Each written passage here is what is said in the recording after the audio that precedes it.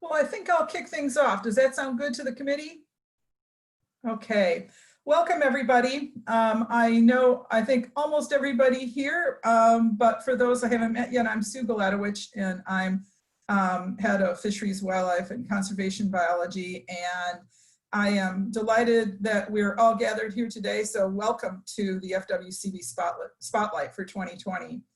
We look forward every fall to have a gathering of FWCB alumni, friends, students, faculty, to celebrate the outstanding work of our community. And this year, for reasons that we all know, we'll miss the mingling and the treats, although we ran out of refreshments early last year. And Zoom allows more people to be with us today. And I know I see people who are with us today who are from as far away as Oklahoma and maybe even further. So it's great to be together today. We have truly a wonderful afternoon planned of alumni and student awards and a distinguished lecture by one of our own faculty, Francie Cuthbert, as well as lightning talks by students. And so it's going to be a really terrific few hours here. And with that, I'll turn it over to Dan Larkin, who will be our host for today. Great, thank you, Sue, and welcome everyone. I'm Dan Larkin. I'm a faculty member in FWCB in Conservation Sciences, and really excited to see all of you here this afternoon. We've got a great lineup. We're going to start out with graduate student lightning talks, and then move into student awards, an Early Career Alumni Award, our Distinguished Alumni Award, Distinguished Professor Lecture, and then we'll close with some upcoming events to mark your calendars for.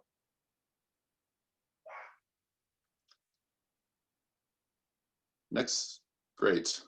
Quickly, just a little bit on the technology. You're all coming in muted by default, and you can ask questions at any time using the chat feature, which we'll be monitoring for either technical difficulties or for your questions when there's an opportunity to ask the presenters about their research. And so there you can see the chat feature. And also, if you need any technical assistance, you can use the chat, and you can also email Nick McCann, whose email address is listed there. I also want to point out that we are recording this event, so if you're uncomfortable with your image being recorded, you can turn off your video on the lower left. So with that, I'm going to turn it over to Meg McCachran, who's a doctoral candidate in conservation sciences and FWCB, and we will move on to the graduate student lightning talks. Thank you, Dan. Thanks for kicking us off. I am very excited to show you guys the product of our conservation sciences lightning talk competition, as well as a few other contributors. The first one today is Mike Verhoeven. He's in Professor Dan Larkin's lab, and the title of his talk is "Don't Stand So Close to Me, Niche Differentiation in Minnesota Lake Plant Invasions." And Mike also was the winner of our departmental competition this year. The two photos here show why curly-leaf pondweed and Eurasian water milfoil are the most managed invasive aquatic plants in Minnesota. While both can grow to dominate over native plants in our lakes, the way that they achieve this high abundance associated with native declines is not well understood. Yet, in order to restore the native plants in our lakes, we need to know if it was the invader that elbowed out those native species, or if another factor like water clarity is holding back the native plants. In cases like this, invasive species dominance may just be a symptom of the true problem, and restoration must include approaches that target the underlying cause of native species declines, like water clarity in my example. I assembled a data set comprised of more than 500,000 plant observations from researchers, managers, agencies, and consultants across the state. The size and scope of this collaborative survey effort is owed to the passion that we Minnesotans have to keep our lakes healthy. I then put these data sets to work to understand when and where in our lakes these invasive plants live. This concept, termed a niche in ecology, describes how each plant has carved out a spot in the environment to make a living. I then compared the niche of each invader to 32 native species to ask whether the invader is elbowing out those natives by pressuring them out of the same niche as they use, or alternatively, if the invader has found a new niche in our lakes that's different from that which the native plants here already use. In the plot on the right, you can see how each species niche was defined by looking at which conditions the species most commonly occurred in. I paired each observation in the data set with the lake's clarity information to understand how much light each plant uses. Depth data from the surveys showed us the depth habitat preferences for each observation, and by pairing the date of each observation with local weather data, we assessed the growing season of each species. For Eurasian water milfoil, the data showed a high degree of overlap with native plants in all three categories we evaluated. This suggests that Eurasian water milfoil is dominating plant communities by being competitive in the same niche in which native plants grow. This niche overlap shows that controlling the invasive plant should constitute a restoration of the native species.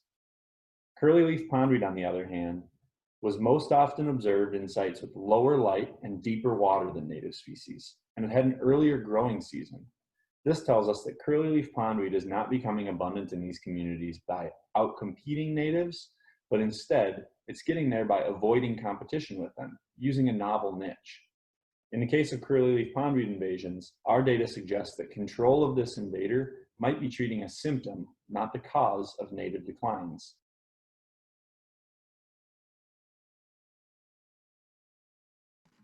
Thank you, Mike. Just as a reminder, if you have questions for the lightning talk presenters, you can put them in the chat. The two photos. A few minutes to address those at the end of the lightning talk session here.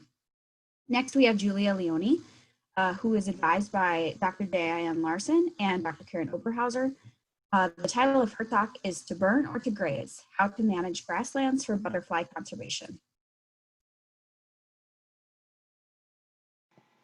If you've ever experienced the thrill of catching, watching, or rearing a butterfly, it's easy to see why some people, like me, never grow out of a childhood fascination with these beautiful animals. Butterflies belong to one of the most diverse animal families on Earth. Their metamorphosis from caterpillar to winged adult is miraculous. Their roles as herbivores and pollinators important for ecosystem functioning, and their migrations momentous enough to show up on your weather radar. Despite our long love affair with butterflies, there is much we still don't know about how to manage the lands they rely on for food and breeding habitat.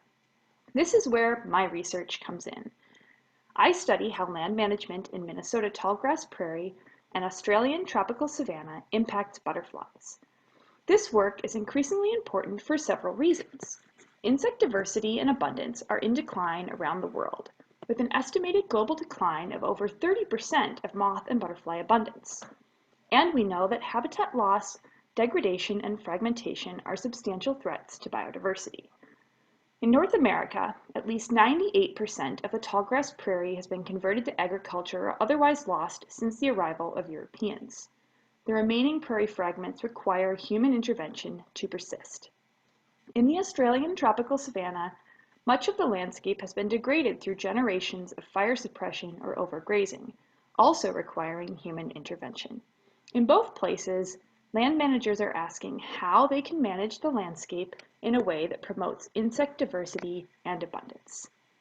Over the past several years, I have worked with collaborators and land managers across Minnesota and Australia's Northern Territory to address this question. In Minnesota, I compared fire and grazing, two commonly used management techniques, and found significantly more butterflies in burned compared to grazed prairies. Both fire and grazing management supported similar butterfly diversity and abundance of prairie-associated butterfly species, however, which is good news for land managers who may need to use fire or grazing to achieve other conservation or management goals.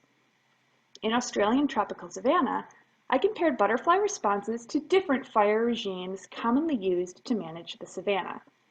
Preliminary results indicate that there are more butterflies and flower resources in areas that are burnt in the early dry season, when fires are less intense and patchier than later in the dry season.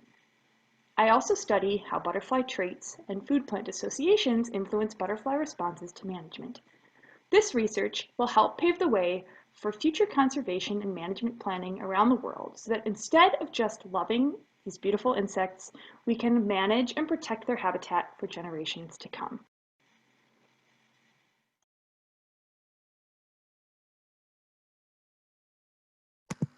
Awesome, thank you, Julia. Next, we have Wes Breaker in Dr. Ruth Shaw's lab talking about seed sourcing for prairie restorations. Does non-local seed threaten native populations? Hi, my name is Wes Breaker, and I'm a second-year master's student in the Conservation Sciences program, and I'm working in Ruth Shaw's lab. Minnesota is home to what is broadly recognized as 3 distinct biomes: boreal forest, deciduous forest, and prairie. Recently, the Minnesota Biological Survey completed a comparison of land use today versus a full century ago, and found that only about 3% of prairie remains in a fragmented and disjointed landscape. That can be seen as yellow in a century ago and red as today in this map. There's been a shift in understanding the overall importance of native biomes, and prairie restorations have become commonplace in Minnesota. While prairie restorations do provide necessary ecosystem services to animals, there are underlying negative consequences to existing native populations of plants, such as the potential for outbreeding depression.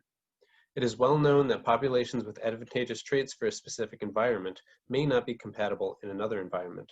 So, when temporally distant individuals mate, the resulting offspring may not be well suited to either of their parents' environments.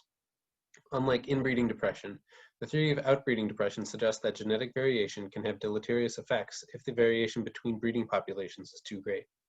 To put this into perspective, many restoration projects in Minnesota have historically sourced large amounts of seed from prairies in the central US because of seed availability. The plant populations in the restorations most likely will breed in some capacity with fragmented native populations of the same species, and thus could return offspring that are neither suited to Minnesota nor to the origin of translocated seeds. My research uses the common grass, little bluestem, or Schizocheirum scoparium, to investigate the potential magnitude of outbreeding depression in restorations. The 3-year-old plants visible in this center picture are offspring from 2 remnant prairies located 100 miles apart. This summer, I was able to complete several crosses using pollen-proof bags to control for wind pollination that little bluestem normally experiences. To fully explore the full mating interactions occurring in the field, we completed 3 different types of crosses: self-pollination, inbreeding, and outbreeding. The seed produced from these crosses will then be planted out and grown to maturity. Over the course of their lives, many phenotypic traits will be measured, such as time to germination, number of leaves, and number of flowers per plant, etc. Each of these phenotypic measurements can be assessed as quantitative measurements of individual fitness using complex astroanalyses in R to model overall population fitness and look for signs of outbreeding depression. In summary, I hope this research can provide feedback to restoration practitioners and land managers for how to best source seed.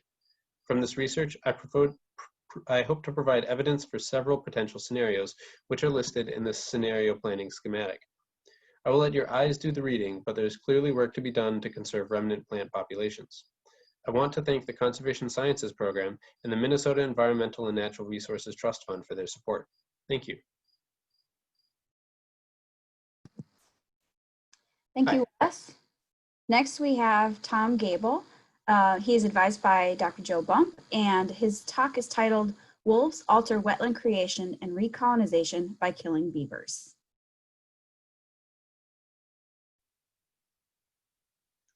In the Greater Voyageurs ecosystem in northern Minnesota, wolves rely heavily on beavers during the summertime. In some instances, individual wolves will kill up to 28 beavers. Through predation on beavers, we have learned that wolves are actually impact wetland creation and recolonization.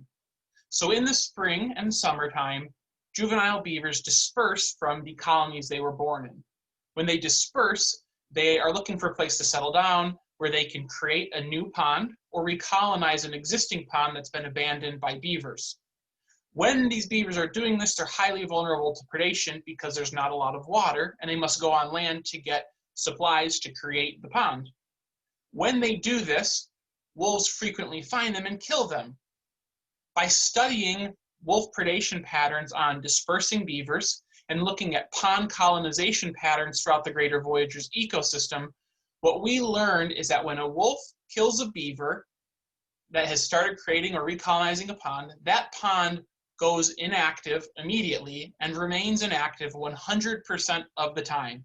That is 0% of these wolf-altered ponds remain active that year. So the pond ceases to exist. On the other hand, there's ponds throughout the Greater Voyageurs ecosystem where wolves aren't necessarily killing beavers, and these beavers are allowed to set up ponds or recolonize existing ponds. We studied these ponds, which we refer to as reference ponds, and what we learned is that 84% of these reference ponds, where wolves didn't necessarily kill a beaver, remained active and occupied into the fall of that year. So that's a stark difference between the ponds where wolves killed a dispersing beaver and ponds where they didn't. And because of this, it's clear that wolves are having an impact on pond creation. In fact, we estimate that wolves are impacting the creation or recolonization of 88 beaver ponds in the Greater Voyageurs ecosystem each year. And this might not seem like a lot when we consider the scale of the Greater Voyageurs ecosystem, which is almost 2,000 square kilometers. But this impact by wolves almost certainly compounds with time. That is, wolves are likely killing beavers at different newly created or recolonized ponds each year. So each year, in effect, wolves are likely impacting the creation of 88 ponds, and then another 88 ponds, then another 88 ponds. And so over time, wolves' impact on pond creation is quite substantial. So while there's been substantial debate over whether or not large carnivores have ecosystem effects, and if so, what size those might be, our work has demonstrated through a very simple mechanism that wolves can in fact have large ecosystem effects by killing ecosystem engineers, which are beavers. Thank you, Tom. And finally, last but not least, we have Angelique Dahlberg talking about low-dose copper suppression, low-dose copper for zebra mussel suppression, and she is advised by Dr. Nick Phelps. Hi, this is Angelique Dahlberg, and I'm going to tell you about one tool we're exploring to suppress invasive zebra mussels. If you haven't encountered them, zebra mussels are small, striped, two-shelled mollusks that wreak havoc on some of Minnesota's water ecosystems. The mussels first appeared in Minnesota in 1989 and have spread to just over 180 of our lakes and rivers.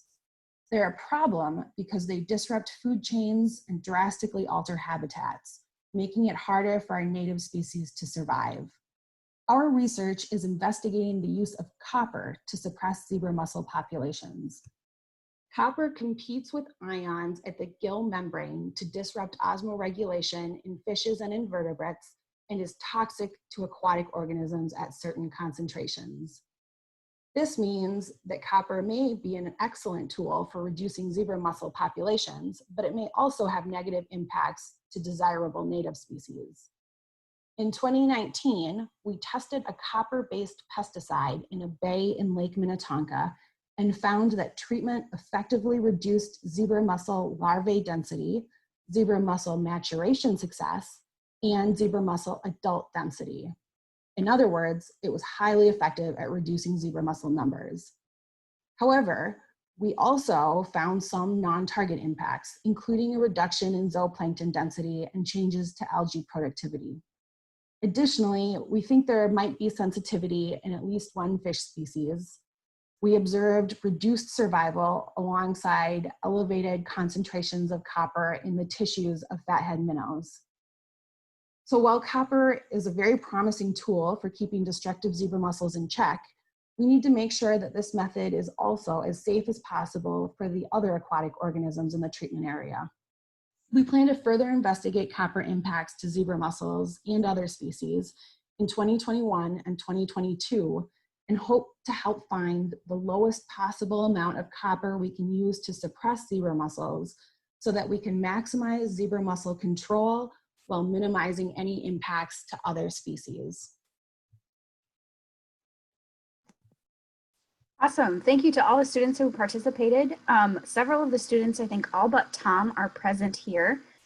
So I would just ask, I'm going to read the questions from the chat. So please put your questions into the chat box if you have them. And speakers, if you can unmute and answer them in turn, that'd be great. I first have one for Julia. The question is, what differences in the effects of grazing versus fire do you think the butterflies are differentially responding to?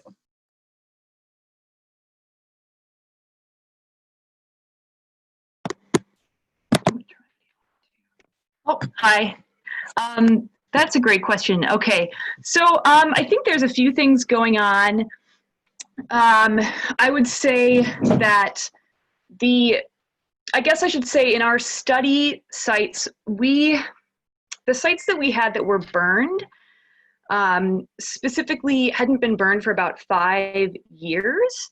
So when we're talking about there being higher abundance of butterflies at sites that were burned, this is probably not a direct response of a recent post-burn experience, if that makes sense. Alternatively, looking at the grazed sites, those sites were all grazed almost every single year.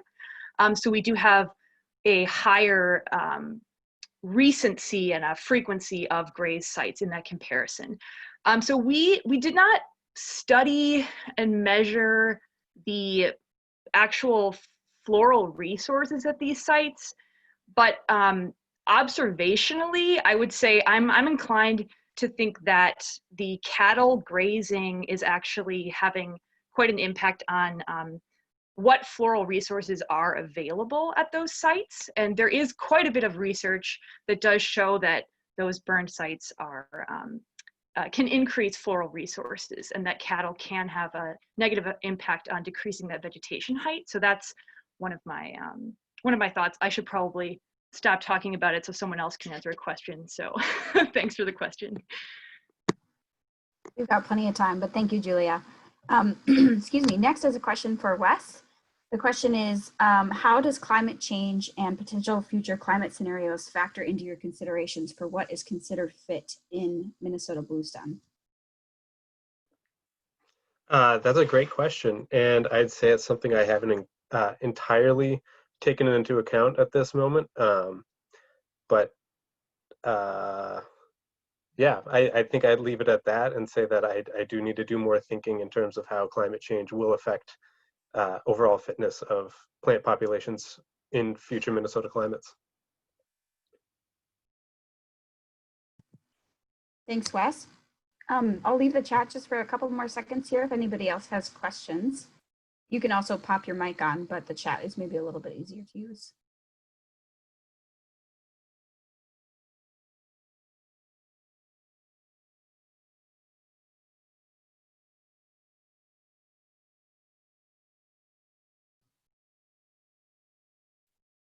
Okay, I think unless there are any further questions, one person says the wolf and beaver study was very interesting. Yes, it was. I'll pass that along to Tom. Thank you. Unless there are any further questions, I will allow Erin to pop on and give you a little bit of a plug about the graduate student fundraiser that we're having today. Hi, I'm Aaron Morse. I'm a PhD candidate in the Conservation Sciences program, and I want to thank all of you for being here today, in part to see the Conservation Sciences graduate student lightning talks. This is a great opportunity for graduate students in our program to have the chance to showcase their research with our community. In a typical year, we also host a silent auction and bake sale to raise funds for our conservation science travel grant that supports students in attending academic conferences specifically to present their research. In this atypical year, we still need to raise funds as graduate students are attending virtual conferences and still need to cover fees such as conference registration. We have adjusted our fundraising format this year to a crowdfunding campaign through the University of Minnesota Foundation's You Raise Min website. Through our You Raise Min campaign page, you'll be able to make a tax-deductible donation of any dollar amount that you wish. We've set a goal of $2,000 for our fundraiser this year, so please help us achieve our goal. Your donation will go directly to supporting graduate students and presenting their research with the broader scientific community. I'll post a link to our fundraiser directly in the chat box. Just click the link and that'll take you directly to our You Raise Min page. Thank you for your support. Great. Thank you, Meg and Aaron, and thank you to all of our student presenters. Those were really fascinating lightning talks. I'm now pleased to turn it over to our Director of Undergraduate Studies, Jim Perry, and then our Director of Graduate Studies, Joseph Bump, who will be presenting our student awards this year. Hi, everybody. Welcome. It's delightful to see you all here. I have the delightful opportunity to tell you a little bit about some of our most exciting people. We awarded 61 undergraduate scholarships over the last year. These are some who received scholarships that are specifically named for individuals who gave the resources. Owen Bachberger and Kaya Hilgengorf-Root got the Joseph Alexander Award. The Christine Mohn Scholarship was awarded to Hope Caliendo. The A.J. Rowan Scholarship went to Chris Rounds, and the Cox Family Scholarship went to Michaela Sanford. Beyond those people, I'd like to tell you a little bit about the larger population, the rest of those 61 people. Among these 61, they represent almost 25% of our undergraduates, so we're giving a lot of people resources to complete their education here. We have, among these 61 people, some people have double majors. Examples are forest natural resource management or anthropology. A wide range of age and momentum through the program. Some are brand new, just coming to us with 0 credits, but a very strong background. Other people have as much as 160 credits completed.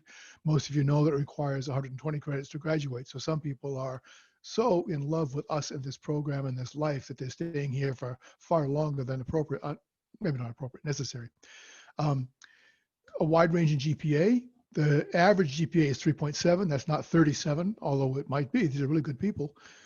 The range from 2.2 to 4.0, a wide range. And I was surprised to see how many minors occurred throughout our program. They include things like, I'll go from the end backwards, but forestry and GIS, parks and recreation, computer science and Spanish, sustainability, outdoor recreation, a lot of pre-vet people, about 4 or 5, marine biology, environmental sciences, policy and management, behavior, and 14 out of those 61 people are minoring in our wildlife care and handling minor that we administer through the department. Pass it off to Joseph.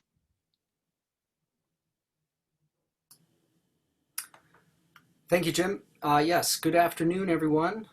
As Dan said, I'm Joseph Bump. I'm faculty in FWCB and the current Director of Graduate Studies for the Conservation Science Program. Graduate students, without question, are essential to what we do and who we are as an academic community. They are co-creators of our scholarship, co-creators of our teaching, and of our outreach and other aspects of our work.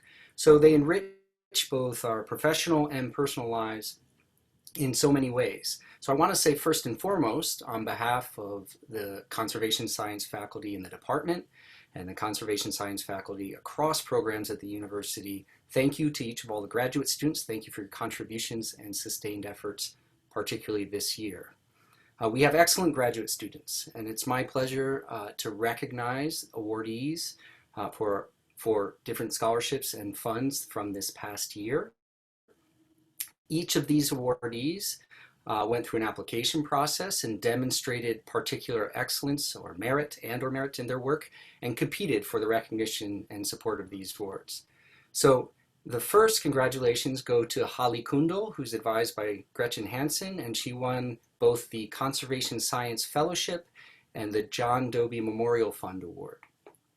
Next, congratulations to Juliana Velez Gomez, advised by John Fieberg, who won the Daniel Frenzel and Thomas Waters Fellowships. Moving on, the next congratulations go to 3 individuals who shared recognition and support from the Wally Dayton Fellowship. First, Shivona Bajwani, advised by Sue Galadowicz, and David Wolfson, next, advised by David Anderson, and Aaron Morris also won the Dayton Fellowship, advised by myself. It's my pleasure to recognize next 2 U of M doctoral dissertation fellowships. So this is not only a departmental and then college level competition, it's also at the university level. And we have 2 awardees this year, Meg McCachran and Ellen Candler. Meg McCachran is advised by Nick Phelps, and I advise Ellen Candler. Lastly, for the outstanding graduate students for this year in conservation science. At the PhD level, congratulations to Michael Verhoeven, advised by Dan Larkin, and congratulations at the master's level to Kiefer Williams, advised by Andrew Simons. Kudos to all of you for your hard work, and we look forward to seeing the products of your excellent scholarship. Great, thank you so much, Jim and Joseph. And I will turn things back over to Sue to introduce our alumni awards. Thanks, Dan. I have the privilege of honoring our alumni award winners this year. And every year we give 2 awards to our alumni, one for stellar early career accomplishments and another for distinguished career-long accomplishments. Before we honor each awardee, I want to highlight something that they have in common. Both Jonathan and Tom pursue their conservation works in ways that meld the unconventional and the traditional. And I think that's a really interesting way that they've pursued their work, and that and their focus and keen sense of what is needed for conservation today is making and will continue to make an enormous difference. So with that, I'd like to announce our Early Career Alumni Award. And that's, click the next slide, thank you. And this award goes to Jonathan Slaght, who is our 2020 Early Career Alumni Awardee. This award recognizes an early career alumnus or alumni of the Fisheries, Wildlife, and Conservation Biology Department who has achieved outstanding accomplishments and is poised to make significant advancements in their field. Nominees will have demonstrated excellence and potential for future excellence in one or several of the following areas: research and discovery, communications and outreach, education and pedagogy, and management and policy. Jon certainly exemplifies multiple of these criteria. Jon received his MS in conservation biology from the University of Minnesota in 2005, working with Francie Cuthbert, and his PhD in wildlife conservation from the U in 2011, working for Rocky Gutierrez. Dr. Slaght is an expert on the ecology, conservation, and management of the Blakiston fish owl.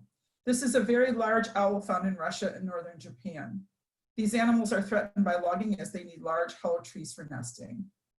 Jon has published several papers on these owls, documenting their ecology as part of his dissertation research, and has continued to publish on the ecology and management of them. He is now the Russia and Northeast Asia coordinator for the Wildlife Conservation Society and oversees research projects in Eastern Russia on the conservation and management of several species, including fish owls, tigers, leopards, and musk deer. He is working to unify the Wildlife Conservation Society work across Asia, particularly with respect to migratory birds.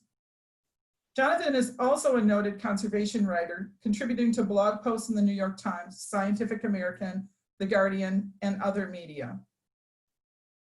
He has published 2 books, the first a translation of Arsenic's accounts of travel in Eastern Europe, of Eastern Russia, and the second is an account of his work with fish owls, Owls of the Eastern Ice. Owls of the Eastern Ice is currently on the New York Times bestseller list for nonfiction and on the long list for the National Book Award. From the book review by Tucker Malarkey in the New York Times, I have an excerpt. Slaght has spent so much of his life waiting that waiting has long since evolved into a Zen-like state of noticing, of presence. Keeping us tucked close, we discover what it feels like to become aware of every little thing, to fully inhabit a living landscape. For this reason and others, this is an unusual and welcome book for our times. And so certainly this is a tremendous and exciting accomplishment to have communicated his research in the way he has.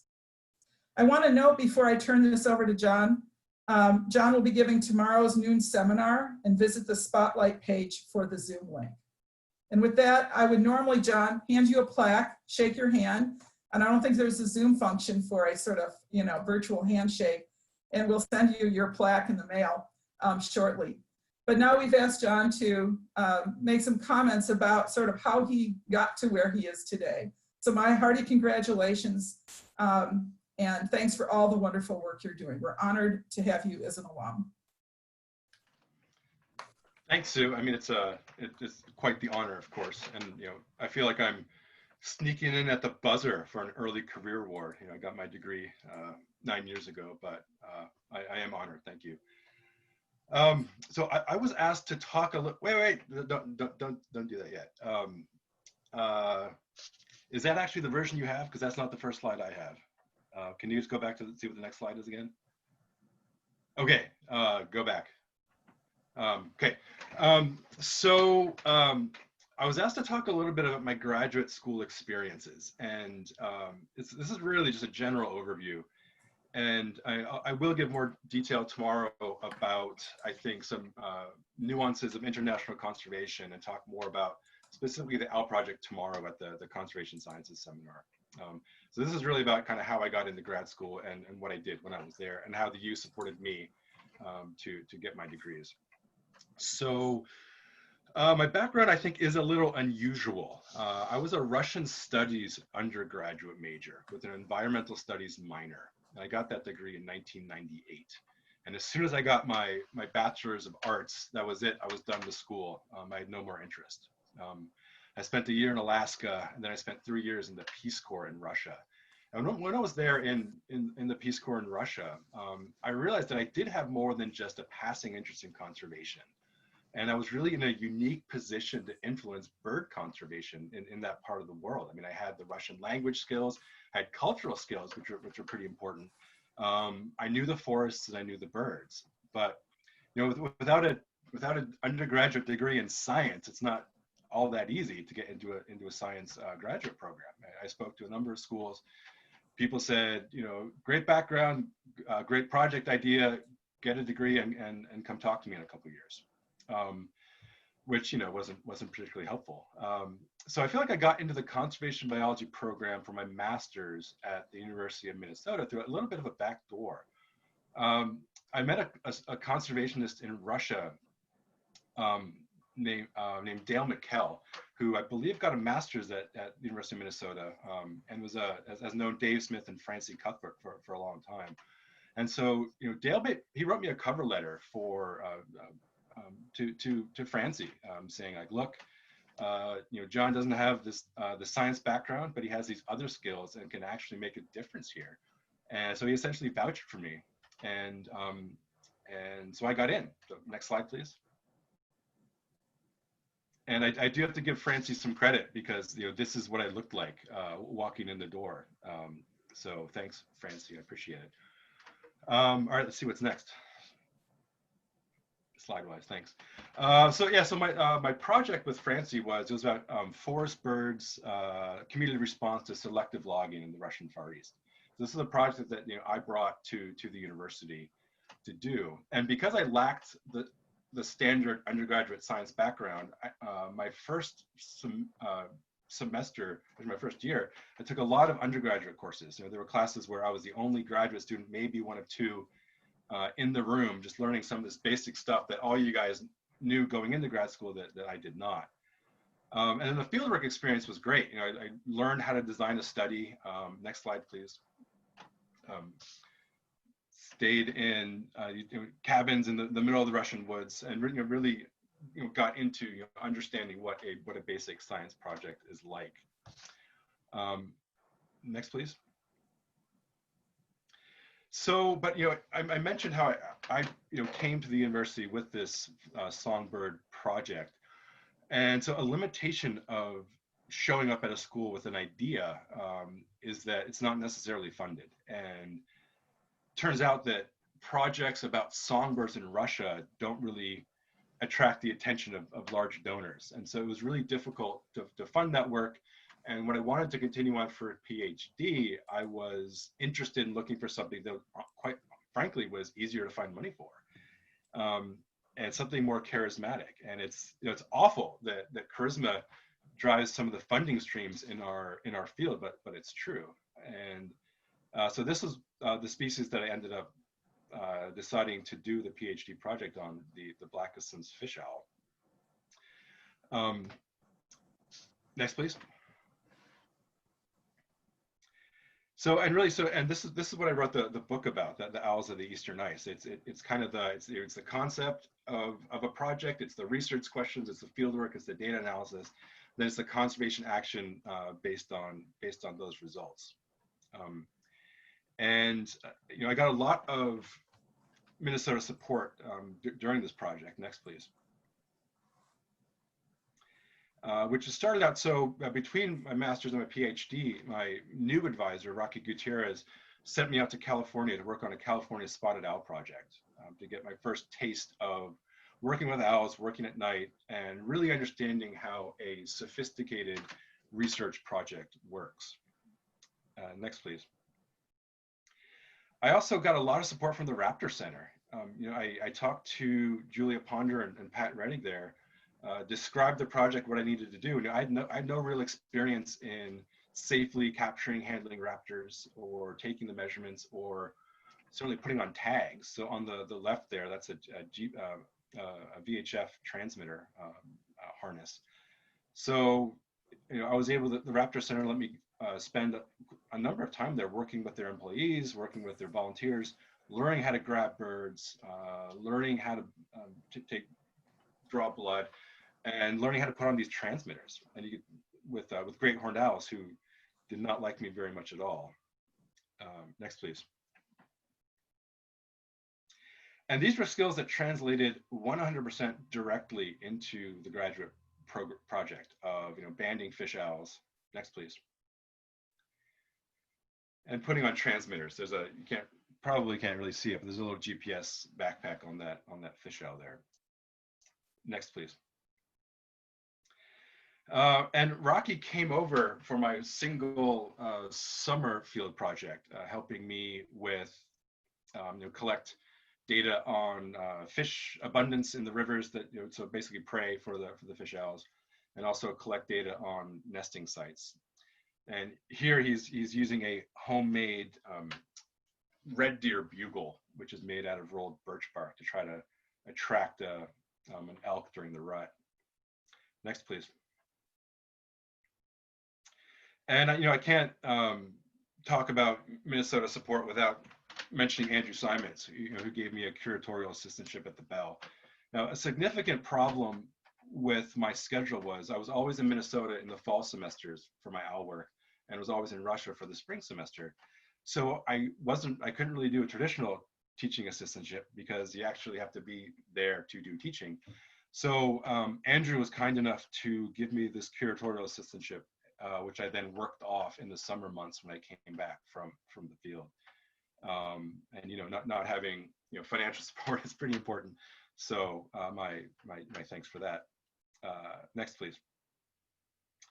Right, so I mentioned the book. So since I got my degree in 2011, I still work with fish owls, but it's only about maybe 5% of my job. I do a lot of grant writing, which is a skill I also learned at the U. Trying to raise interest and funding in projects. And this is something I talk about more tomorrow at the seminar. And so now I really work all across Asia, from the Russian Arctic, down to the mudflats of Cambodia and Myanmar, working with bird conservation, and just trying to coordinate actions in different countries for the same endangered species, and working on things like reserve creation, especially in Russia, where there are a tremendous amount of conservation gaps. So, I owe a lot to the University of Minnesota. I came in not a scientist. I left a scientist, and I feel like much of what I've done since then is a direct result of the education that I received there. So to be acknowledged for that, to be given an award for that is just fantastic. So thank you. And if there's questions, I'm happy to take some.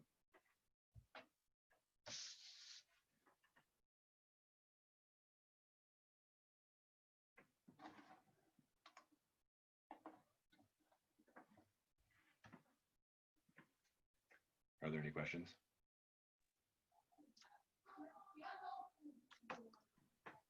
How are the owls doing? Okay, yeah, the owls are doing reasonably well. There's, prior to the research, there were thought to be about 400 pairs total. And I think the work that I did with my Russian collaborators has really shown that there's more than that. We think there's between 500 and 850 pairs total, so likely double what we thought there were. And much of the owl habitat is actually pretty far away from humans. So really where I work is, I think, the best habitat for them, but it's also the greatest threats to them by humans. And so the management actions that we're implementing or recommending influence about up to about 180 pairs. So I think we're doing a pretty good job. Another question is, what is the perception of those owls in Russia among Russians? Most Russians don't know about them, to be honest. It's really easy for them to slide under the radar. So most people don't really have an opinion on them. Okay, next question. How easy is it to get permits for banding birds in Russia? And did that affect your timeline for graduate school? That's a great question. Anytime someone like me wants to do work in Russia with an endangered species, I can't just go do it. I have to have a Russian governmental partner. And so that, the project was conceived with a Russian ornithologist from the Russian Academy of Sciences, and he handled all of that stuff. I did not have to worry about it, thankfully. That was all done on the Russia side. Okay. Next question is, when and how did you know you wanted to write a book about your dissertation work? That's from Joseph Bump. Pretty early, I'd say, and this is also something I talk about a little bit more tomorrow, where I kept a field journal during the field work the whole time. So that's why I was able to kind of recall some minute details 15 years later. And when I was writing those notes, partially it was to keep myself sane from I'm living in a truck in the middle of the Russian woods with up to four Russians. So being able to write in English and express myself in English was extremely cathartic. But I was also, I'd learned lessons with how hard it is to fund this work. And so when I would get a grant, I wanted to keep the funders engaged and interested. So I wrote these things called fish owl updates that I'd send out to donors throughout the course of the field season. And almost immediately people started saying, "When are you going to write a book? This stuff's great." So the idea was in the back of my mind, since graduate school. And it was really, I felt, I had some time in 2016, I think. And so I put all those field notes together. It turned it into one PDF. It was 40 pages of a PDF. So the core was already there, and it was just a matter of expanding it. And so the book really wrote itself in a few months once I put that stuff together. The first draft, anyway. Yep. Thank you. Great, thanks so much, Jonathan, and again, congratulations. I wanted to just quickly turn this over to Rob Blair. Rob, can you tell us, we had worked to get some of Jonathan's books available to everybody. Do you want to just give us a shout out on what's the best way for us to connect with some of his signed copies? Yes, I want to thank Jonathan for his generosity in being here and actually offering to help promote his book to help us raise funds. There were a few issues about working with the University of Minnesota Foundation about doing that, but I want to endorse the book. It's a great read, and you can find out more information about ordering it by going to John's webpage that covers his whole professional life, but there's a section on the book and the ordering process. I also want to recommend checking out the t-shirts that are of the footprint of the fish owl. They're phenomenal. So look in the chat and I'll post, oh, there we go. I'll post the link to his site again in a second. Great, thanks, Rob. And now on to our 2020 Distinguished Alumni Award. So I am truly delighted to honor Tom Landwehr as our 2020 Distinguished Alumni Awardee. This annual Distinguished Alumni Award recognizes one of our alums who has attained professional distinction in fisheries, wildlife, conservation biology, or related field, as evidenced by outstanding professional achievement on a state, national, or international level. Tom has 3 degrees from the University of Minnesota, a bachelor's in wildlife in 1980, another wildlife degree, master's degree in 1986, and an MBA from the Carlson School. From early on, Tom appreciated the need to hone his administrative and leadership acuity with solid conservation knowledge. And this approach to tough challenges that are rooted in this capacity to roll with the politics of environmental action and his capacity to take things in stride and take the longer, broader view have led to so many advances for several organizations. These organizations that he has worked for span a wide range of values and perspectives. Tom is currently Executive Director of Save the Boundary Waters, a position he has held since completing 2 terms as Commissioner of DNR. Tom was appointed DNR Commissioner by Governor Dayton in 2011. Formerly Assistant State Director for the Nature Conservancy, as Commissioner, Tom oversaw a staff of about 2,700 located in St. Paul and around the state with the mission of working with Minnesota citizens to conserve and manage the state's natural resources. The DNR Commissioner post has been called by many the most scrutinized and difficult job in all of state government. And I think Tom made it look pretty easy and sometimes even a little fun. But I don't know, we'll let him talk more about that later. Tom also directed Ducks Unlimited conservation programs in Minnesota and Iowa.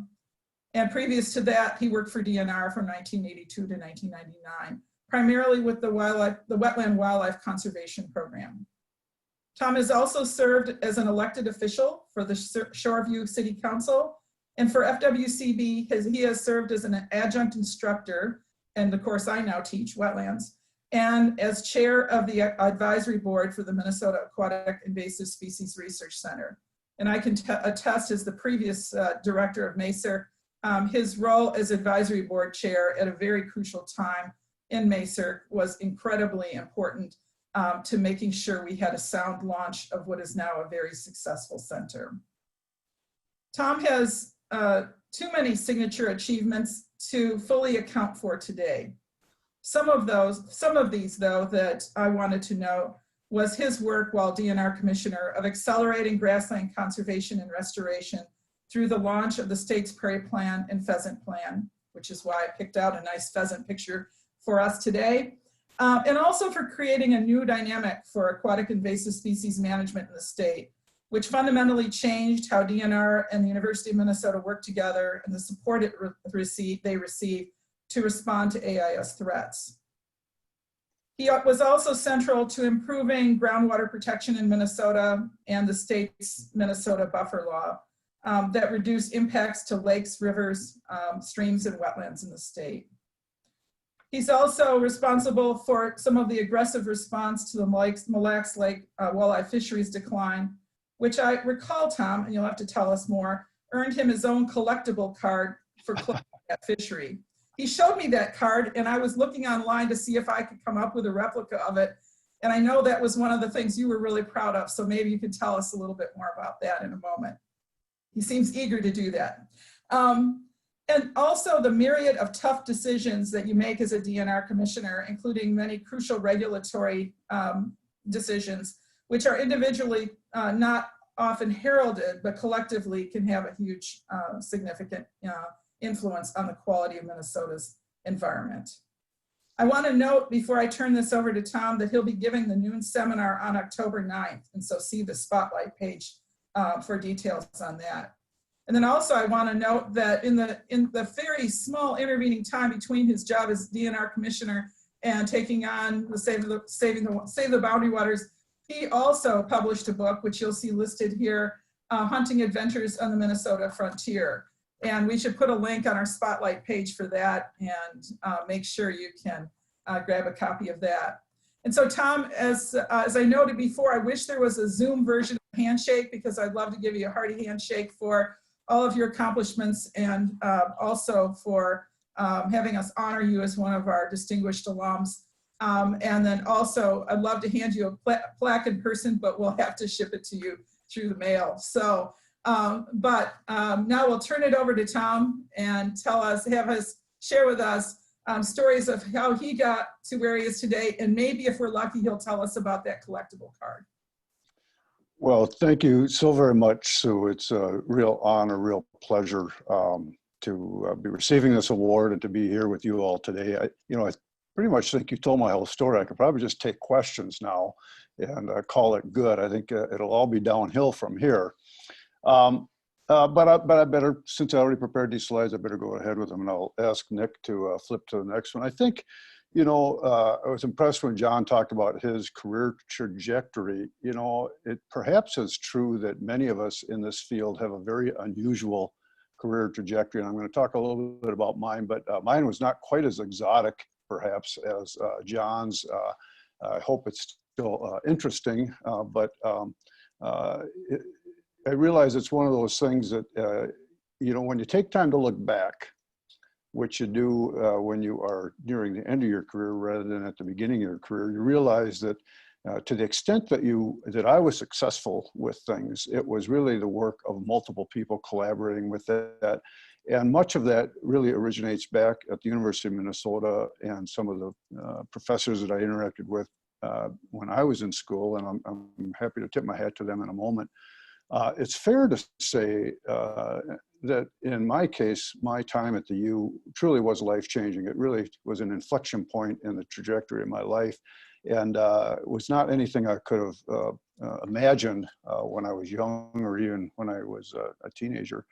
So what I'd like to do really is, hopefully to the benefit of the students, talk a little bit about what my career trajectory looked like and really some of the things that I learned on the way, because I perhaps would have done things differently if I'd have known then what I know now, as we all say. And so what I'd like to do is ask Nick to go to the next slide, and I'm going to start way back. So this is a picture from 1965, and the kid in the orange shirt in the middle there is me. And I believe I was 10 or 11 at that point. That was my 5th grade class. Margaret Atwood had a quote that when you're in the middle of a story, it isn't a story at all, but only a confusion. And that it's only when you are telling, later on when you're telling the story that you realize it's a story. And that is clearly the case for me. When you are in 5th grade, which is what this was, the whole world is in front of you. I think every kid's got an abundance of opportunity in front of them, but it is really not clear where you're going. In my case, this was a year before my father died. I was the oldest of 6, and so at age 11, I was the oldest of 6 with a widowed mom who was 35, and that just sort of threw the whole life up in the air. We were in poverty. We were actually living in public housing for a while, and without a role model, without a good career path identified for me.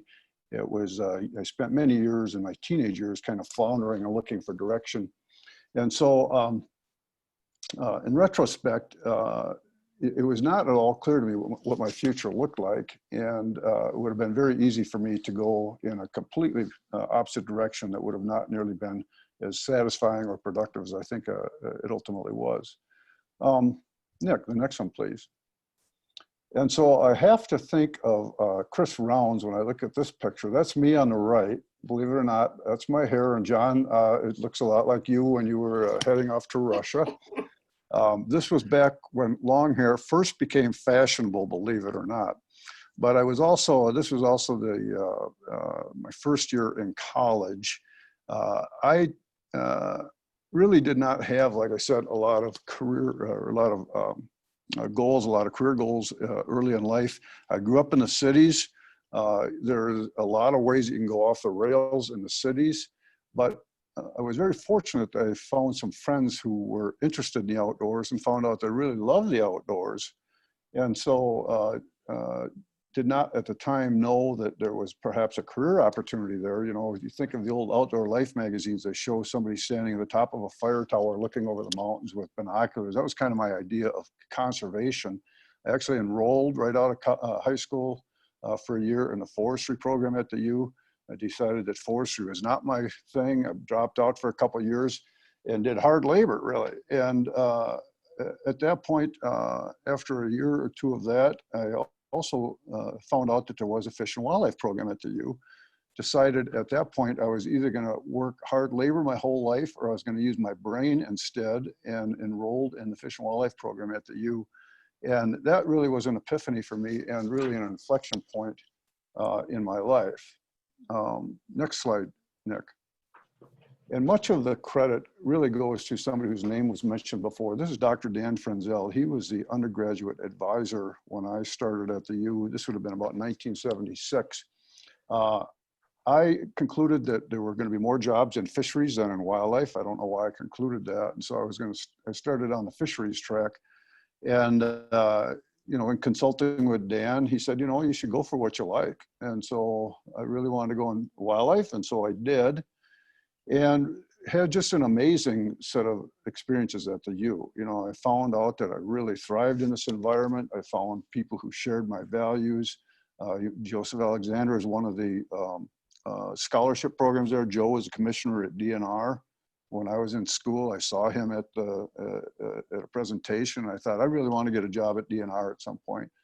Made my best friends at Itasca, which was a phenomenal 3 months in my senior year, and worked very closely with Dr. Jim Cooper, who was my advisor both for my senior year and also for my master's program, who really lived the moniker that we're not going to hold your hand at the U. You know, we're going to give you the opportunities, but you have to go do the work. And so really taught me the lesson that I want to get something done. I've got to figure out what it is I want to get done and go and do it. During that time, I also had some opportunities to start getting some actual work experience. I started with DNR as a student worker, I believe in 1979, 1980. Nick, the next slide, please. And then actually I started my master's in 82. I got a job in 80. I started my master's in 81. I got a job in 82, and it took me 4 years to complete my master's thesis because it's hard to work and do your thesis at the same time. So I'd encourage any of you who are in your degree program to finish that up before you get a job. And then as Sue outlined, really had a number of jobs as a wildlife biologist for DNR for 17 years. I then went to Ducks Unlimited for 5 years, and the Nature Conservancy for 7 years. And I learned several really significant things. One is that, you know, unless you are a researcher, if you are a manager, you're really not working with critters, you're working with people. And that is a hard thing for people to appreciate, hard thing sometimes for people to adjust to, but you have to know that going into the field. If you're going to be a wildlife manager, you're really going to be doing much more work with people.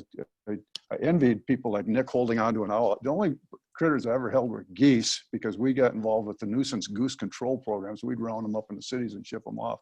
Never got to, you know, really get out there and commiserate with critters. I also learned that, you know, as I rose through the ranks, as it were, the impact I could have became greater and greater. As an initial wildlife biologist, I would do a small grass planting, you know, 50-acre grass planting. But as I rose in my positions, now we'd be talking about thousands of acres. So at Nature Conservancy, we acquired a 24,000-acre ranch in northwest Minnesota, restored the wetlands and the grasslands. That became the Glacial Ridge National Wildlife Refuge. When I was at Nature Conservancy, we also worked on several 100,000 acres of forest easements. You know, so really the scale of conservation that can get done really increases as you expand your network, expand your resources. And as many of you will already know, just by virtue of being exposed in academia, you know, the reward in this business is not financial. It is in seeing the successes of the things that you are working on, having the personal satisfaction of making a difference.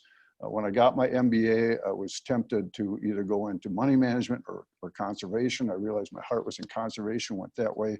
But clearly, had I gone the other direction, I would not be in front of you today. I'd be, you know, Manhattan or something like that. But in any event, great satisfaction getting things done that we wanted to get done.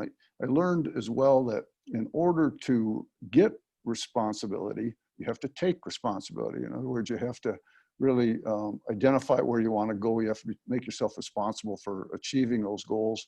and then, be responsible for getting things done. And finally, what I learned as a biologist, are not necessarily good administrators. When you look at any agency, whether it's DNR, Fish and Wildlife Service, Forest Service, there's a tendency for the people who come in as a entry-level biologist to rise through the ranks and ultimately become an administrator. And I will tell you that while I think my university training taught me a lot about biology, it taught me nothing about administration. And so that's part of the reason I went back and got an MBA, because I believe that if I was going to become an administrator of any kind, I should have some knowledge of budgets and human resources and strategic planning and all that kind of stuff. And I do think that served me very well. And I would encourage you, if you think you're going to go into an administrative position, find a way to get some kind of exposure to some of those fields that we don't necessarily get in the wildlife management arena. Next slide, Nick. So one of the things that really struck me in my time at DNR as a biologist, and then outside of DNR when I was looking at it from the outside, is that it really, agencies really thrive or fail under leadership. And if you have good leadership, you can have a good set of outcomes. If you have bad leadership, things go south. And that, somebody has to do that job. Somebody has to decide that this is important enough to me that I'm going to consider throwing my hat in the ring. Minnesota is an outstanding place to live. I think in large part that's because of the accomplishments of our DNR, accomplishments of our agencies, accomplishments of our university system. And so when the time came, I have a great affection for the Department of Natural Resources, the people in it. The time came and I had the opportunity. I jumped at it and took that job, even though, Sue, as you mentioned, it is a very stressful environment and almost without thanks, appreciation, but it's important that we support these institutions. I think we realize that after the last 4 years of the federal administration, it's important we support these institutions that really provide the framework for our quality of life. I used the goose and golden egg moniker many, many times. Gretchen Hansen probably remembers that. If you want the good things coming out of your agencies like parks and wildlife and prairies and everything else, you have to take care of the agencies. And so that's a very core belief I have, and taking care of the DNR was a priority of mine. But it is hard to get change. Big ships turn slow. The DNR is a very big organization. Of course, it's beholden to the legislature, which gives it authority and money. And so it is hard to make big changes. We have to be satisfied with small changes and priorities that we can make a difference in. But very pleased with what we accomplished over the 8 years we were there. One of the biggest learnings I have is that the most important thing you can do as an administrator is hire good people. At the top, you're a person who makes decisions, but the real work is done by the people you hire, and you've only got so many people that you can hire. You've got to hire the best. And so make sure that if you're going to take one of those jobs, that you're the best person that the position could call for. Next slide, please, Nick. And so just a few last reflections. There's always going to be a need for conservation voices. As we get, as a globe, as we get as a country more and more populated, the pressures on our natural world intensify. We have people in extremely high positions who believe that we should turn every public good into a private dollar, and that's just going to be increasing over time. What I found is that I do have a passion for conservation. I do love Minnesota. I do love the diversity of natural resources we have. When I finally realized that, finally decided what I want to do for my life, I could make some goals. I could work towards those goals, and that has made all the difference. Again, without a doubt, my time at the U, my experience with the professors, with my colleagues, with the networks I created, truly was pivotal for me in my life trajectory. Probably one of the top 5 things in my life was the fact that I went to the U, did what I did. And a big part of that is the satisfaction I get doing this kind of work. Looking back, I can drive by a wildlife area and I can look at that ground and I can say, I purchased that ground, I seeded that ground. and it'll be there forever, and people are enjoying it every day. So I think, you know, come back to the same point I've made, and that is my time at the university really put me where I am today, gave me the trajectory I have. What might it have been had I not ended up at the university? What might it have been if I'd have done something else? I don't know, but I wouldn't do it any differently.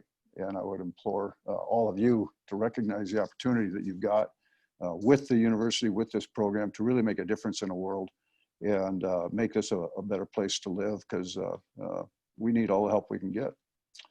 And so with that, Sue, again, thank you very much to you, to the department, to the university for the opportunities and for the award. And my story's not done yet. I'm going to continue working on this. I can retire when the Boundary Waters is protected, which it is not right now. And so I still have some work ahead of me. Thanks so much, Tom. What was the baseball card. So yes, one of the things that we don't learn in conservation is politics, right? And of course, we're all facing the consequences of politics right now. But when I was commissioner, when I started as commissioner, Governor Dayton was a Democrat and the whole legislature was Republican. And of course, they didn't like Governor Dayton. And so when he re-ran for governor 4 years later, they found 10 commissioners, Republicans found 10 commissioners they didn't like, and they printed up baseball cards. One of the big controversies during my first 4 years was that the governor proposed to give us all salary increases because they hadn't been increased for 25 years. And so they created these baseball cards that had a picture on one side and on the back. Mine said essentially something like, Tom Landwehr, first commissioner to close Mille Lacs, do you think he deserves a raise? And so they passed those out at the state fair. I went over to their Republican booth and collected one of those cards for each of my colleagues, and I have a wonderful set of commissioner cards now. As it turns out, they copied the format of a Topps baseball card, so it looks for all the world. I think it was like 1982 Topps baseball card. And when Topps found out about this, they contacted the Republican Party and said, we're going to take you to court for copyright infringement unless you pull all these cards, which they promptly did, and that was the last you saw of them. So very funny, but just indicative of the level of attention that is oftentimes paid to some of those positions. Yeah, Tom, thanks for sharing it. It's also indicative of how you have to have a sense of humor to carry you through the really tough ones, right? And I have to ask, do you still carry that card with you in your wallet? No, you know, it's going to be worth some. It's part of my retirement plan. It's going to be worth some money someday, so I have to put it in a plastic slip cover and keep it in a temperature-controlled, humidity-controlled place. It'll be on Antiques Roadshow someday. Exactly. Anyway, well, on a more serious note, again, congratulations. And we have time for a short period of time for a few questions for Tom.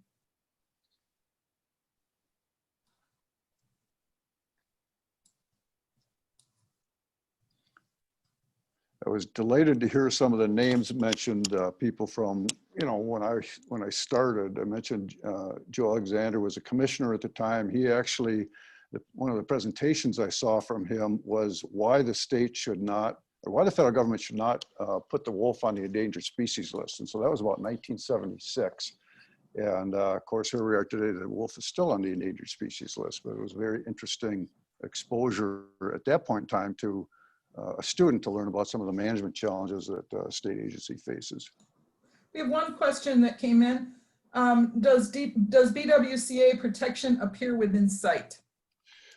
Yes and no. You know, actually in 2016, so the threat is there is a proposed sulfide ore copper mine on the edge of the Boundary Waters, in the watershed of the Boundary Waters. That project was actually killed in 2016 under the Obama administration when the leases were terminated. Very soon after Trump was elected in 2017, the federal government reinstated those leases. The company has now submitted a mine plan to the state and the federal government for consideration.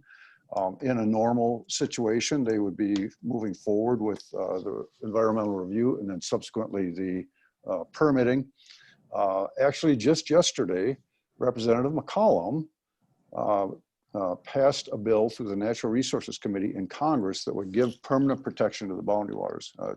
It's a really monumental achievement, and our appreciation is deep for Representative McCollum. And at the same time, as we know, Donald Trump was in Minnesota talking about his new executive order, which will expedite permitting on projects like mines, including the Twin Metals mine in northern Minnesota. So we kind of get one step forward, two steps back, but I think the pendulum is swinging. I'm optimistic that the outcome of this election is going to change the tide for us. And it reminds me that I will strongly encourage everybody to vote. I don't care who you vote for, but vote for people who care about the future of the country. Let's see, one more question. What would you say is that your sort of singular accomplishment from your career so far? Something that you cherish the most? You know, my fondest is actually sitting on a small Ford tractor and planting 90 acres of prairie grass down in Dakota County. That's still there today, but it was, you know, in the scheme of things, it's fairly inconsequential. As I mentioned, all these big things, Glacial Ridge, the Forest Legacy stuff, they're all large collaboratives. And I think the most important collaborative that I was a part of was passing of the Legacy Amendment in 2008. So, you know, there had been for 10 years an effort to pass a sales tax program that would fund conservation. In 2008, everything came together. I was a part of it. There were many, many people involved. I'm not claiming any significant role in it. My role was to be the liaison between the green groups and the hunting groups. But we succeeded in getting the Legacy Amendment passed in 2008. Later that same year, the money started becoming available. So you mentioned the Prairie Plan. When we realized that there'd be $100 million a year coming into conservation, we realized we had to put some structure around how to spend that money, and the Prairie Plan was part of that. We just determined that if we're going to have a functional ecosystem, even if it's dispersed across the state, we had to be deliberative about it, not just sort of opportunistic. Put together the Prairie Plan, and the Prairie Plan is still being used as a guiding document for spending some of that $100 million a year in Minnesota. So extremely fortunate that we have that. Every other state in the country looks at us with envy, and it is truly changing the map for us and for you know, those that come behind us. Thanks so much, Tom. We have several comments in the chat box that said it was an inspirational talk, and thank you so much, and thank you for your contributions and service. So with that, we'll now move on to the next portion of the afternoon, and so back to Dan. Great, thank you, Sue, and congratulations to Jonathan and Tom, and thank you for sharing your stories. They were really inspiring. So next, I'm pleased to introduce my colleague, Rob Blair, who will introduce our Distinguished Professor Lecture. Thank you, Dan. And Nick, go to the next slide, please. I am honored to introduce Francie Cuthbert because she's one of my favorite people in the world. And I have two reasons for that. One is I was a young graduate student in her ornithology class at the University of Michigan Biological Station. Not in this class that is pictured here. It was a couple of years later. But her professionalism and enthusiasm gave me the permission to follow birds as a career, as opposed to just a passion. The other thing I loved about that class, and why I've always been endeared to Francie, is that she was rigorous in that class. She made the class members get up at 4:30 in the morning, go out birding, come back, have lunch, and then she would make us sit there while she lectured right after she filled our stomachs up. And you could watch different members of the class fall asleep. And then one day, I actually got to see Francie Cuthbert fall asleep, standing up while lecturing and doing a head bob. She was a young mother then, and I've been saving that little tidbit for years. And finally, I got to tell the world about it. So it also gave me the chance to know that I can fall asleep in front of my students and I'll still be okay. Now to get to the real things. Francie is a fabulous teacher. She is the Richard C. Newman Art of Teaching Award from the College of Natural Resources. She's part of the Academy of Distinguished Teachers at the U. She's received the Outstanding Faculty Advisor from CFANS, and I had to go to ratemyprofessor.com, which I don't recommend for my colleagues because it can be a little deflating, but this was typical of her ratings. Is I have had Francie for 2 classes and will be studying abroad on her program this winter. She's absolutely incredible. She's a great reference, cares about students' well-being, and is generally kind and respected in her field. I couldn't recommend her courses enough. What a great tribute. A little bit about her research. She is extremely knowledgeable, and you'll see that, about Great Lakes shorebirds. Has studied piping plovers in the Great Lakes region for over 40 years, has participated in the issues about double-crested cormorants and their population surges in Minnesota. And everybody knows, if you want to know about colonial water birds and what's happening in the Great Lakes, you go to Francie. Finally, I want to mention that she is a conservation leader. She helped establish the Conservation Sciences graduate program, back when it was known as Conservation Biology. She was the DGS for that program for a number of years and actually was awarded the Outstanding DGS Award for the University of Minnesota. And she is also a recovery champion for an honor bestowed on her from the U.S. Fish and Wildlife Service. Right now, she's going to present to us as the Distinguished Faculty Lecturer, Recovering a Conservation Reliant Endangered Shorebird, 4 Decades of Science and Conservation in the Great Lakes. I want to welcome Francie.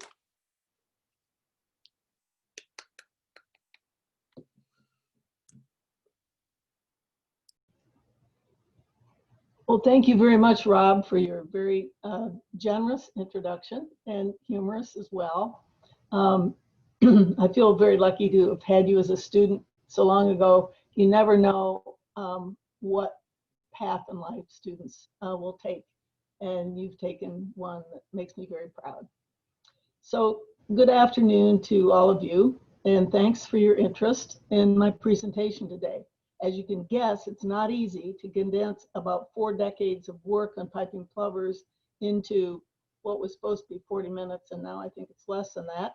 But I hope to take you on a fast journey, maybe a wild ride, through the topics and amazing people that I've worked with during my career here in the Department of Fisheries, Wildlife, and Conservation Biology at the University of Minnesota. So let's get started.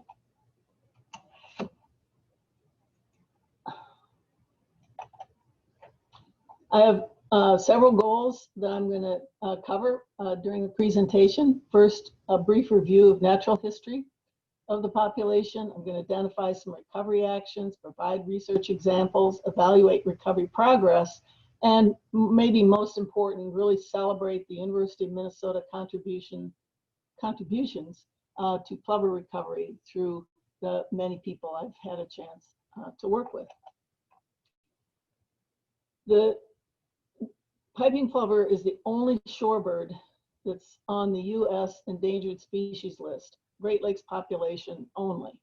There are about 70 pairs in the Great Lakes. The Atlantic coast has around 2,000, Great Plains a little over 2,000, a total of about 8,800 individuals globally.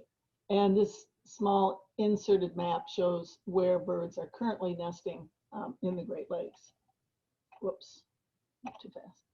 A little bit about natural history. They're a migratory shorebird. About 25% of the annual cycle is on the breeding grounds. So most of the year, 75% of the time, is on the wintering grounds. Most of the research has actually taken place on the breeding grounds, but recently more work is being done during the winter. Their diet is based on invertebrates, both freshwater and marine, and they do use both freshwater and marine environments. For this population, it's during the breeding season for fresh and during the winter for the marine environment.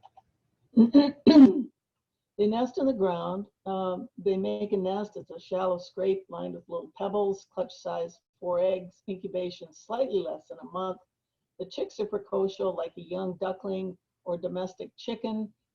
They dry off, their eyes are open, they leave the nest, they're able to feed themselves, and they grow very rapidly and fledge, capable of flight in just about 3 weeks, but full-fledged flight in about a month. And they are cared for by both parents during incubation and after hatching until the chicks are about 2 weeks old, and then the females depart for the winter, leaving the male to look after the chicks until they're capable of flight. Then he leaves and they remain in the breeding area, usually for another couple of weeks. The males and females are dimorphic. You can see a little bit of difference here. The males during the breeding season have much darker, kind of brighter plumage. Here's a comparison of plover distribution and population size from about the 1900s to currently. On the left are the historical nesting sites, estimated to be 200 to 400 pairs, never common, at 60 sites, 8 states plus Ontario, and all 5 Great Lakes. And then by the mid-1980s, which is when they were listed as endangered as a population, there were just about a dozen pairs at only 6 sites in 1 state, Michigan, and 2 Great Lakes, Superior and Lake Michigan. Now, after a number of years, approximately 40 of recovery effort, the numbers are up to 70, about 70 pairs in 5 states plus Ontario and all 5 Great Lakes. And now they're occupying typically about 35 different nesting sites. So there has been what you might say, a good improvement. Okay, what do we know about historical and ongoing threats? It's described that market hunting and scientific collection may have had an important impact on the earlier populations. And the records have been kept by ornithologists who published around the early 1900s.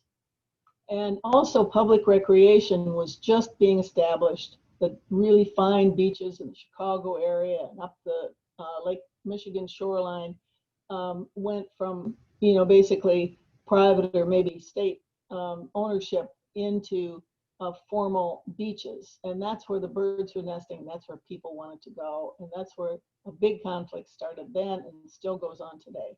Shoreline development and predators, very important. Today, people want really nice, clean beaches, flat beaches, smooth beaches, and that's a very negative pressure at a lot of the state parks in the area, as you can see by this bulldozer. And predators play a very important role. Fairly recently, the small falcon, the merlin, moved into, actually recovered and came back into the Great Lakes region. It was a threatened species for a while, but now it has really come back, and it occurs at all of the nest sites where plovers are nesting. They are also feeding on small songbirds along the shoreline. We also have climate-related threats that we worry about: increased frequency and intensity of storms during the breeding season and also during the winter. When Great Lakes water levels are warmer, botulism E outbreaks occur more often. There's reduced ice cover when winters are warmer, and this prevents the scouring of the shoreline, which removes woody vegetation and some herbaceous vegetation that plovers do not want to nest in. And then high waters currently in the Great Lakes region have basically removed a lot of plover nesting habitat, and the water levels are right up to the base of the dune. So when the piping plover was listed as an endangered population for the Great Lakes, a recovery plan was required, as it is for other listed species. A recovery plan is basically a recipe, I like to call it, for recovery. Gives a recovery action outline, implementation schedule, and it sets a recovery goal, which is 150 pairs for the Great Lakes population. Here are specific recovery actions, and I'm going to go through and talk about these as I go on. So that's why I'm going through them. These are the steps that we're following as a research team, but also the stakeholders that we work with. So we need public education. We need partnerships among the stakeholders.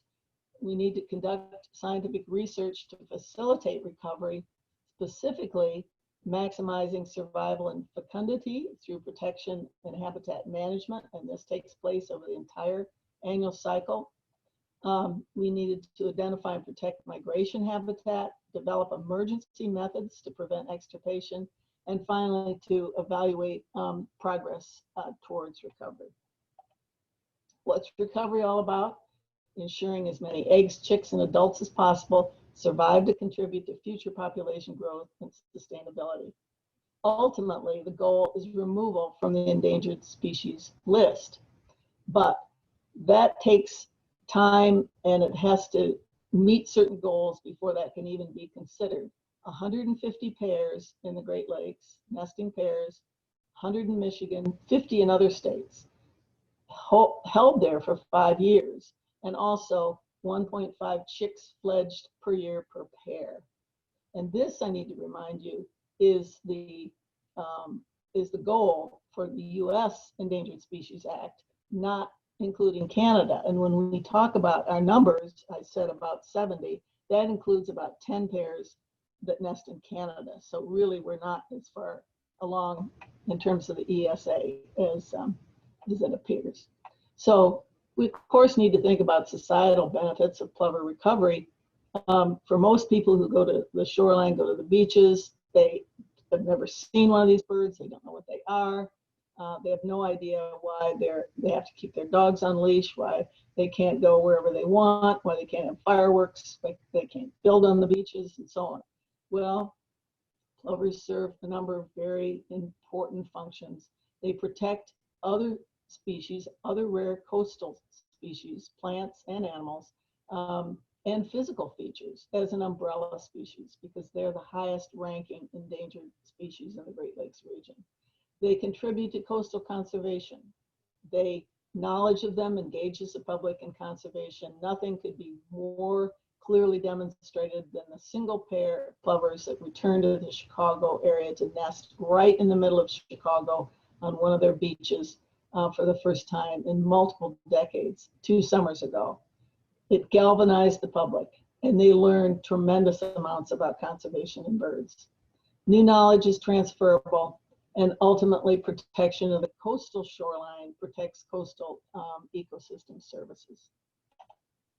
Okay, first thing I want to say here in my celebrating of people from University of Minnesota, on the right-hand side are all the students that I've advised who used all or part of their dissertations and master's theses directed at plovers. The very first person is the one at the bottom of the list, Terry Weens, who was my first plover student, and that was when I was a faculty member at the University of Minnesota Duluth. All the rest are here on the Twin Cities campus. I also want to say, and I'm going to talk about many of these people in a few minutes, I want to say this comprised 6 PhDs and 11 master's students. And I want to recognize the Fisheries and Wildlife Conservation Biology Committee members who were phenomenal in their support of my students and gave them advice, spent time with them, and I thank you very much. I'm very grateful, and the students, of course, are too. So here's a next batch of FWCB folks who've worked on plovers. This is since 2008. These are undergrads who I hired as plover monitors, and they have worked for 1 to multiple summers on the project, and their friendship and contributions, their hard work, enthusiasm has been truly remarkable, and we could not have done it without them. They are the on-the-ground people every single day, walking the dunes, hanging out in the rain, recording the data, and making a difference. So where do we work? Most of the work is upper lower peninsula Michigan at the University of Michigan Biological Station. It's a centrally located spot for plover nesting. But I've also had students who worked in Cuba, Mexico, the Atlantic coast, and the Gulf of Mexico. Here are some of the basic recovery methods. Protection is key. Since 1988, we've closed beaches with what we call psychological fencing, which is just twine and stakes and signs that are demarcated around a plover nest. And we request on the signs, please don't enter. And it's largely followed. Not always, but largely. The other key factor within that psychological fencing is an exclosure made out of horse fencing that goes around the nest. It has holes big enough so the adults go in and out to incubate, and the top of the exclosure has bird netting. So this essentially keeps out both aerial and ground predators and keeps the incubating birds safe and the eggs safe until hatching. At hatching, as I said, those chicks are up and out in no time into the cold, cruel world where they have much to confront before they're able to fly. But this has significantly reduced egg predation. Prior to doing this, some summers up to 80% of the eggs were eaten by predators. Okay, we need partnerships. At first, there were just Fish and Wildlife Service and Michigan DNR, and now it's built to like over 20 different groups that we work with. We meet twice a year, a pre and a post season. And we also are engaged for captive rearing with the Detroit Zoo, and they bring in about 20, at least 20 zoos from around the country who have helped with the captive rearing.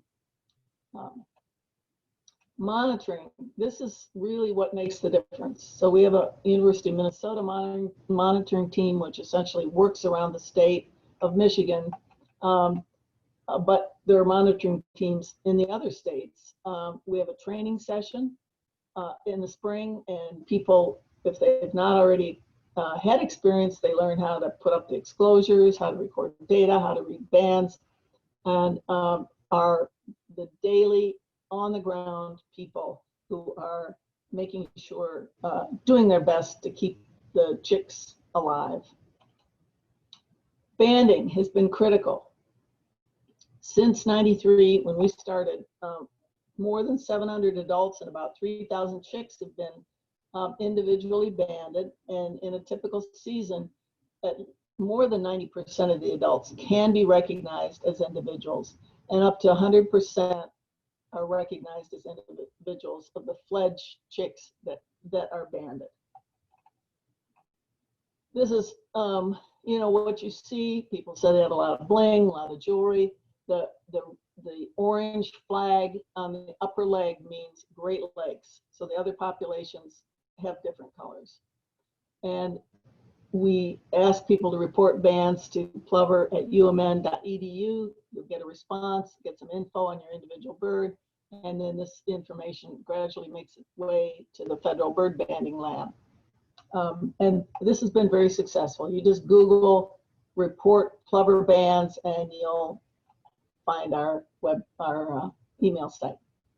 Recovery methods, public outreach, education and outreach is very critical. Lots of different strategies for this. And these have been developed in many ways over the years. And one of the more recent ones has been to jump into social media. And this brings in one of my first grad students I'm going to mention. She's also one of my most recent ones. And she was a great PR person, really into Twitter and Facebook and blogs and so on. And she developed our two main ways of communicating with the public, a Facebook page and a blog page, as well as surveying beach visitors for their knowledge on plovers and their attitudes towards dogs on beaches. So if you want to find those sites, I think they're pretty remarkable. I don't have a lot to do with them. People are enthusiastic and they just keep adding to them. But if you just Google Great Lakes piping plovers, you will find those sites and you can learn a huge amount. Okay, now I want to jump into University of Minnesota research that's actually been done to facilitate recovery. And I'm going to go through and mention various graduate students, and I'll go fairly quickly. So one of the recovery goals and requirements is to learn about habitat, know what the birds need, what they require, and not only during the breeding season, but other times of the year. So 2 students, Lauren Wemmer and Kathy Hafner, made some important contributions, and they had these questions they were asking. What habitat features are associated with nests at both the macro and micro scales? How much land does a plover pair require to successfully raise young? Is nesting habitat for plovers limited in the Great Lakes? So what are the conclusions?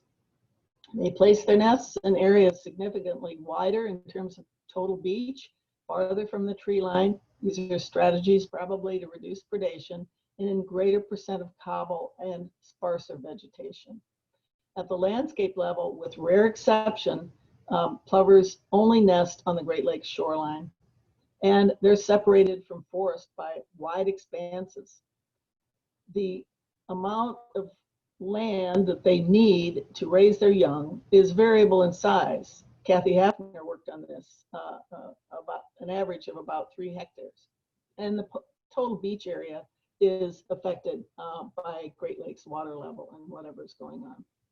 So nesting habitat, we have concluded, and Lauren concluded this, is very limited in the Great Lakes. Prior to her work, people were writing and saying, why don't we have more plovers? There's plenty of shoreline. Look, we have miles and miles of shoreline.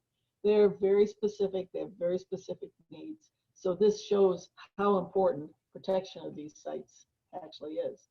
Now, here's something for Sue's restoration class. Hope you will like this. This is how we use that information. So there was a site, Wilderness State Park, that had been the hotspot at listing. And through various processes, the habitat no longer was used or really available for plovers. Lots of woody vegetation, and they just wouldn't go onto the land. So with funding from Fish and Wildlife Service Coastal Program, a group undertook restoration at this state park and essentially removed the woody vegetation and brought in cobble. And this is a fairly remote spot, so this was a serious piece of work. And within 1 year, a pair of plovers was back nesting, and just this past summer, there were 3 pairs. So we know restoration works. We've got a couple of other examples, and we're thinking about new possibilities, especially with proposed amounts of habitat change. So what about habitat studies in the winter? Well, many of you know Olivia Ledee on the right side. She got a master's and a PhD from me, so I'll come back to her later. But she really, for her master's, was looking at and identified habitat features at major wintering sites. And the 2 people on the left side of the screen, Jen Stucker and Alice Van Zorn, were not grad students, but they were field workers with me for a number of years. Jen started the banding program, started the first database on reports that were coming in from the wintering grounds. Alice has now continued as our database manager for the winter reports, which is actually very extensive. As I mentioned, they're all individually banded, and this is what we get. We get a lot of great photos. We get reports, email reports, and Alice tracks down these birds, and we keep track of them throughout the year and throughout their lives. Winter habitat questions. Can re-sightings of banded plovers reported by volunteers actually define the Great Lakes population's winter range? What can re-sightings tell us about behavior on the wintering grounds? and what physical features are important at these wintering sites. So on the left is a map that I think Alice made. This is for just 1 year, July 13 to May 14. And the black dots show where we had reports of wintering birds. The red dots are migration reports. So if you were to look at this every year, you would see the same pattern over and over. With the exception, we have one report from Cuba and several from the Yucatan. But this is the basic breeding distribution of the Great Lakes birds. At around the same time, Olivia was doing a GIS analysis of 50 sites consistently used by plovers during the winter along the Gulf of Mexico. So what do we know? We know Great Lakes plovers winter from North Carolina south to Florida, west to Texas. Highest densities are in South Carolina, Georgia, and Gulfside Florida. Members of a pair don't winter together, and they're not found with their offspring. So when it's time to migrate, it's a free-for-all. Everybody does their own thing. And eventually, they often end up back at the same location from which they originated.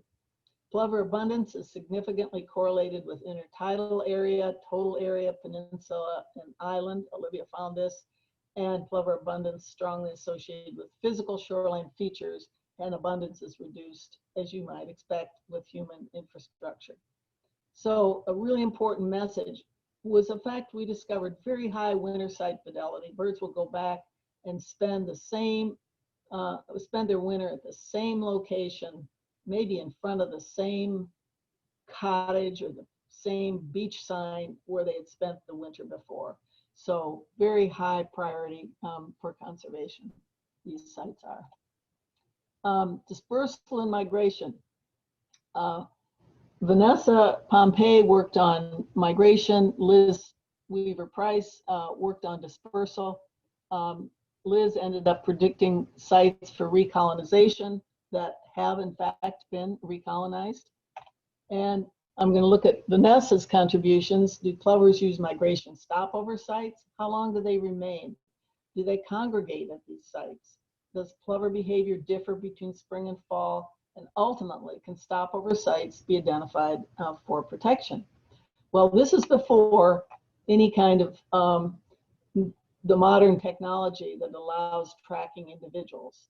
And so Vanessa went to the library and she scoured all of the state and country bird journals within the range as we knew it of piping plovers and looked for records during the spring and fall of the seasons indicated there.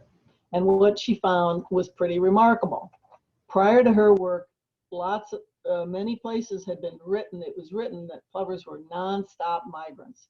Well, she found 3,500 records, 1,200 individual stopover sites, and about half of them on the interior and half on the coast. So blue is the fall and purple is the spring. So she did a cluster analysis and was able to identify essentially some hotspots where the greatest numbers of plovers occur during the spring and also the fall. So what did she find out? They do use stopover sites, inland and coastal, spring and fall, a lot of different types of water bodies, reservoirs, turf grass farms, rivers, river and lake shores. And there are differences between spring and fall. Duration of stay is short, typically just a couple of days. And plovers don't congregate at the sites. There's typically only one or very small group of individuals, which is very different from a number of other shorebird species that you can find in very large numbers during migration. So it appears they're opportunistically using stopover sites, and we could not come up with any good justification for formal protection of the sites because they're basically unpredictable, but it should be at this level of states to track where birds are stopping and using sites in case these are indicators of future breeding, such as in the Great Lakes, or any change in what we might want to evaluate as an important migratory stop oversight. Mainly, it's the winter and breeding sites that we believe need the focus. Okay, survival studies: who lives, who dies, and who knows their story. So I had 4 students working on survival studies. Erin Roach, Sarah Saunders were 2, and they were both PhD students. They made huge contributions. Erin documented the importance of merlin predation, looked at comparative fitness of wild and captive birds, whereas Sarah analyzed adult and hatch year survival and developed an integrated population model to look at strategies for management. 2 other students, back to Olivia Ledee, she actually looked at adult survival and breeding site fidelity, and Lauren Brudney focused just on chicks from hatching to fledging. So we now have been able to compile quite a bit of information. Average chick survival from hatching to fledging is just 0.5, so about half of the chicks disappear before fledging, lost primarily to predators. Average first-year survival from fledging to return to breed is 0.37. Chick survival is age dependent, and we know to focus management on the first 10 days of chick life, need to avoid disturbances that separate chicks from adults. Chicks that hatch earlier in the season have greater survival. Again, focus management on early hatching chicks. And warm, dry days improve chick survival. So in a warm, hot summer, we have higher survival. During times when it's cold and rainy, that's when beach management should be active to make sure that people aren't disturbing birds, and that's when we should not be going into band or whatever. And Sarah identified that body condition prior to fledging influences the first year survival. So it's important to limit recreational use at areas and sites where chicks are foraging. In terms of adults, true adult survival averaged 0.76 with quite a bit of annual variation, and there's near perfect breeding season detection because of our individual marked birds and the kind of the scope of the study area. Adult survival fluctuates from year to year, but there's a general declining trend, which is of course concerning. Adult survival was reduced by increased hurricane activity in the southeast US and Atlantic coast. And the one issue that we can address, and actually have been addressing, is adult survival is negatively influenced by merlin abundance. And so the recommendation is to improve management of merlins. And merlins are controlled, eliminated basically at some of the key sites. Okay, emergency methods. This is what we call captive rearing. This was started with Abby Powell, my first PhD student, and she used field experiments to determine that captive rearing plovers from eggs was feasible. And so she was interested in and started out using killdeer eggs as surrogates, and then wanted to figure out if this method was actually workable for piping plovers. And in fact, we found out that hatching the eggs in an incubator and raising the young and releasing them, as you might guess, they have much higher survival because they don't have to contend with predators. And so we were able to get the permits to continue on to do the captive rearing. And then we've asked, does it contribute to population growth, and should it be done proactively? This is captive rearing today at the University of Michigan Biological Station. They have an outdoor pen. Zookeepers come and raise and look after the chicks, except this past summer when they weren't allowed at the station, and my team and I raised and released 39 chicks. That was a big job. So what do we know about captive rearing? They recruit back into the breeding population, but only represent about 3 to 4%. As long as the population is small, they're making a contribution. Their fitness is lower than that of wild plovers. we know that proactive removal of eggs, we take only abandoned eggs now, but removing non-abandoned eggs is not a good strategy, and because it affects the wild population. And we know that research, we found some strategies to increase survival of the captives, like holding them longer and releasing at a higher weight. So that's something that we've been focusing on. So evaluating recovery progress, we need to do this. What's the current population trend? Has nesting pair distribution changed in the Great Lakes? What do predictive models tell us? So this is the tracking the population over time since we first started. And as you can see, it has its ups and downs, general increasing trend, but recently very concerning as it has started to drop. We've had low chick survival in several years, and we've had problems with high water level that's washed out nests and limited habitat. But at the same time, we can look, as I mentioned earlier, we've got birds distributed very widely. It was only in one state before. Since listing, increase in number of sites, increase in number of lakes, and increase in number of states from 1 state of Michigan to 5 states plus Ontario. So all of these on the surface are very positive to look at. Here's a paper that Sarah Saunders was the lead on, evaluating population viability and efficacy of conservation management using integrated population models. And these models are very useful to identify changes that result from management decisions. So this is a really important paper, and these colors are not good on here, but basically this looks at the extinction probability versus number of years, and under 4 different management strategies. So the first is no management, and that's his top line. As you can see, following this, extinction probability is very high within 10 years. Next is chick predator control. Look at these little icons right here with the, you can see the chick predators.